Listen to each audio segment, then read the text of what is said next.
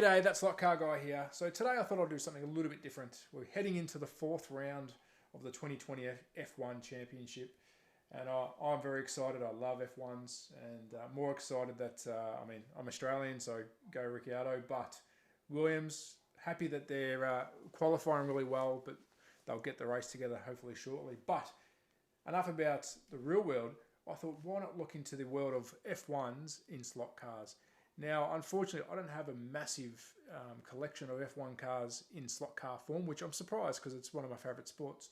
But anyways, we'll delve in. We'll have a look at how far we've come, the detail, what models are followed and who makes what at the moment. So buckle in and let's have a quick squiz at the history of F1 in slot cars. Rightio, so first off, we'll start off, and unfortunately, again, I don't know what this brand, I'm guessing this is going to be a Scalatrix, and looking at the colour, it's going to be a Ferrari. Now, this is the plastic version of one of the original sets they would have done back in the 60s, 70s, whenever they first started, of the bathtub style F1 car. Now, this is quite old. I believe this would have been a 70s or 80s edition. Unfortunately, it's not stamped, and this is all I've got in the raw form. But as you can see, even back then, they followed the F1 scene, the cars that were used at the time, and also the man in the car himself with the period correct attire that he's wearing. So it's good to see that if you're a slot car collector, you probably know more than me about history of slot cars, but I thought it was interesting to bring up that how even today F1's still a big part of racing, but also back in the day, slot car companies were still replicating the modern F1 cars at the time. So this is probably the oldest slot car I've got, but also one of my favourites because it is an original F1 car of the day. And as you can see, it has seen better days. But we'll move on to, we'll go through the 70s and we'll make our way up to almost current. I think it's 2014 is the car that I've got. But let's have a check, let's look at a couple of 70s cars and see how we're progressing in that era. Right, so moving right along, we've jumped straight into 1970, and this is the Lotus 72 for the Hockenheim ring. Apologies for the pronunciation of that. This is done by Polycar. Now, I haven't got many Polycar slot cars, and I've got to say the detail on these cars are incredible. But we're more here to see how we've sort of travelled through the time of F1s themselves, and if I'm correct, and I wasn't around in the 70s, I wish I kind of was, a lot of the cars in the 70s were in a position to have their own sort of flair, their flavour. I mean, here you go, this one's got a shorter wing than some of the other 70 cars that I'll show you. What I mean by that is it's got a lower rear spoiler, where some tested and tried taller wings, different air intakes. But this was an era where a lot of today's stuff, I guess, is now monitored and controlled. This was very, very open to what you can do. There was rules, but there was a great variety of F1 cars during the 70s era. So this is a beautifully red and gold Lotus 72 by Polycar. Again, it's running the famous Ford motor, which a lot of cars in that era did run because it was so reliable and competitive. But just the design itself, Polycar has done an incredible job on keeping it true to form.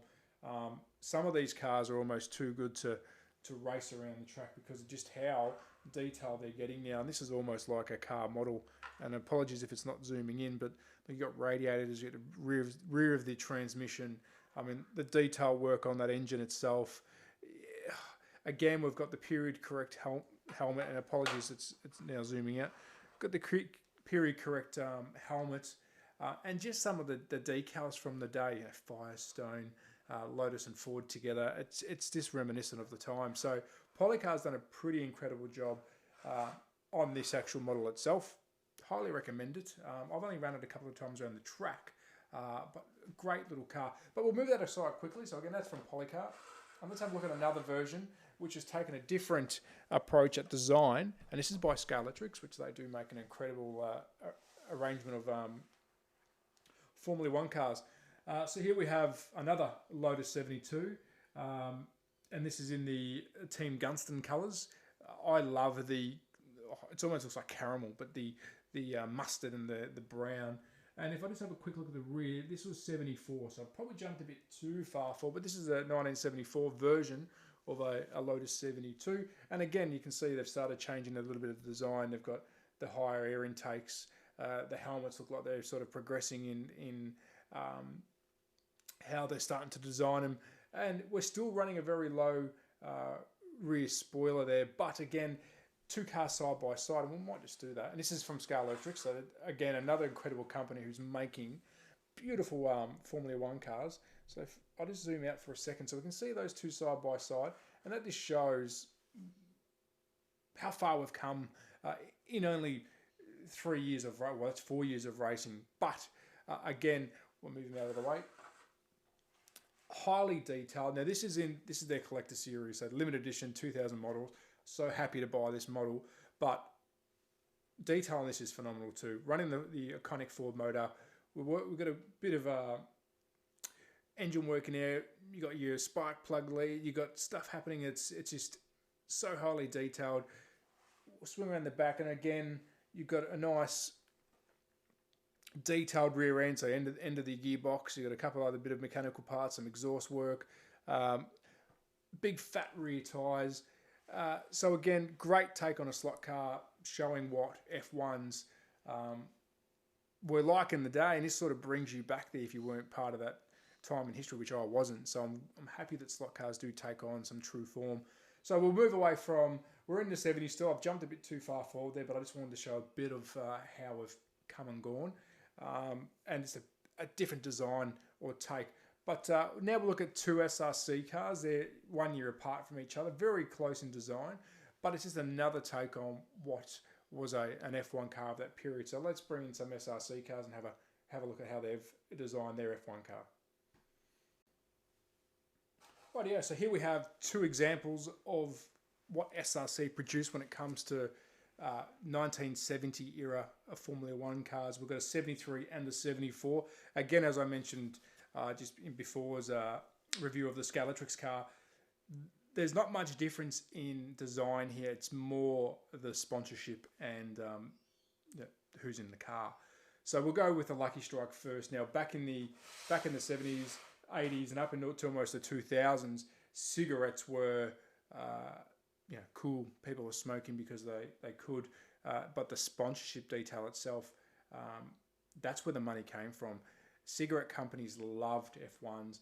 It was where they could show the rich and famous, the average Joe, what their brand was. I'm a massive fan. I don't smoke, but I'm a massive fan of anything cigarette livery because they're such a striking, the colours, the designs, and this Lucky Strike, and I'll try and zoom in a bit without losing any focus. This Lucky Strike is just absolutely wonderful, and I'm glad SRC chose this livery to go with because it is striking. But we'll look at again, they're running the famous Ford motor. Ford played a big part in the F1s with their motors, but detail on an SRC car. Now these, and most of these I've showed you, are almost too good to put around the track. They're that collectible.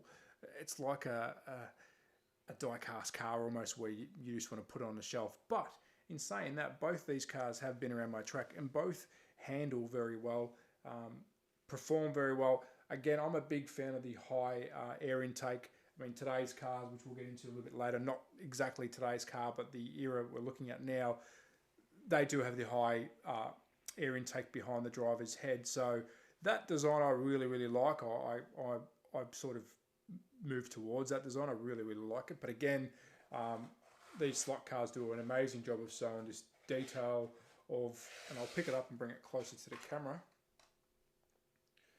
But just the arts, the craftsmanship in this is next to none. All these fine little details that you got to look at it a couple of times just to get it all in. You know, you got rear radiators. They do a white kit of this as well, so you can kind of paint up your own livery if need be. But again, the helmet design, they're going with the blue and the white. You can kind of see how helmets have progressed of the time. It's more of an open wheel, and we're looking at that real raw end. Not much panel work going on, but massive air inducts here just to cool down what's happening behind the driver's head. So again, that's one take on what SRC produces for the time. And here's another one, the Yardley McLaren.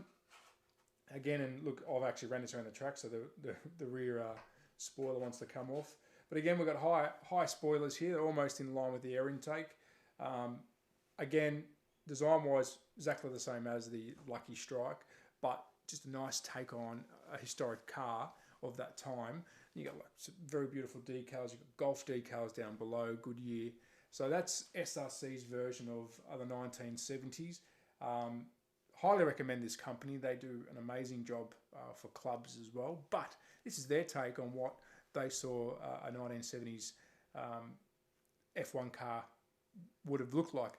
Now, the next car we're going to move on to is by Scalatrix, and this is where we get a bit weird and wacky. So let's have a look at one of the most famous cars of the era from 1976.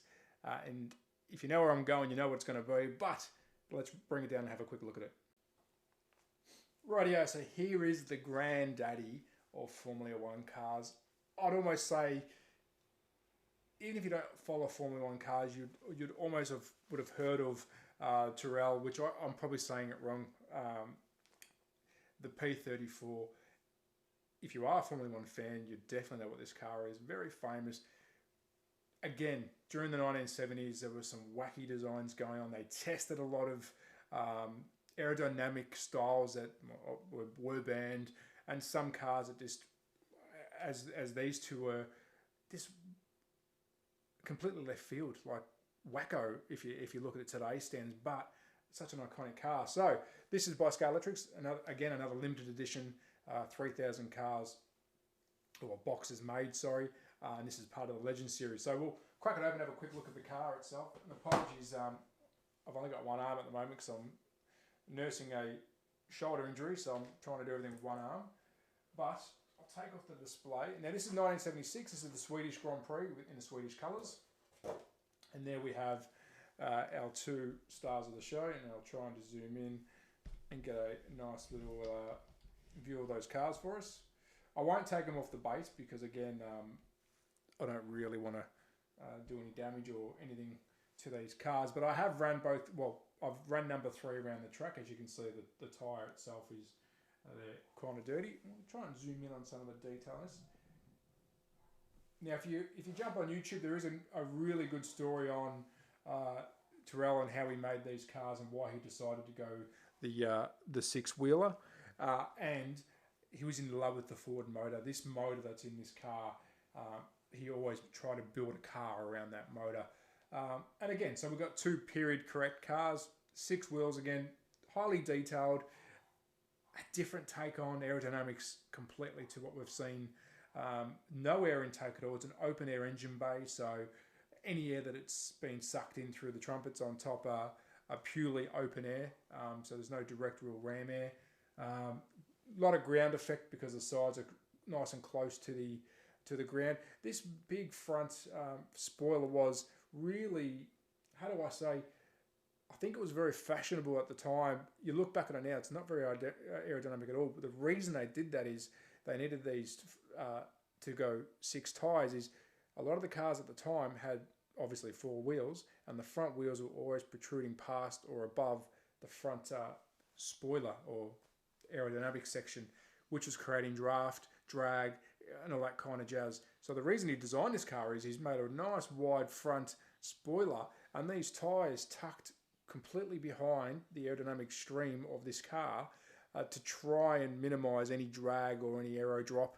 And that's why this car was designed as is. Now, the steering on this is quite funny. The front wheels turn. These turn to a degree, but they weren't mechanical as much as the front. So the reason there's 2 wheels instead of 1, and because they're so small, is for contact patch. Creating 2 of these little ones created as much grip as an original 4-wheeler. So that's why the car was designed in this way. But to be honest, it was all about aerodynamics, and that's what they were chasing in the 70s and 80s is aerodynamics. And that's today's game, but it's obviously more controlled now. So very iconic car. If you do find one of these sets, highly recommend get one of these sets because they are very desirable. Scalatrix have done a wonderful job on recreating these. You get a nice little a limited number card. Mine is 1076 out of 3000. But awesome car of the 70s, iconic, highly recommend it. So we'll move now into, I believe it's going to be late 90s, early 2000s. And this is where we started seeing the modern take on the car's look of what we're kind of seeing now. So let's move away from the 70s. I've completely jumped the 80s. I have ordered a couple of cars that might tap into that period. But let's jump into the to the double O's. Rightio, so here we are. We're in the thousands now. We're looking at two examples of similar era cars. Now, don't hold me to it because I'm not exactly sure of the dates. I didn't look right into what dates these cars were made. But just looking at the design, you can see they're very reminiscent of the same time.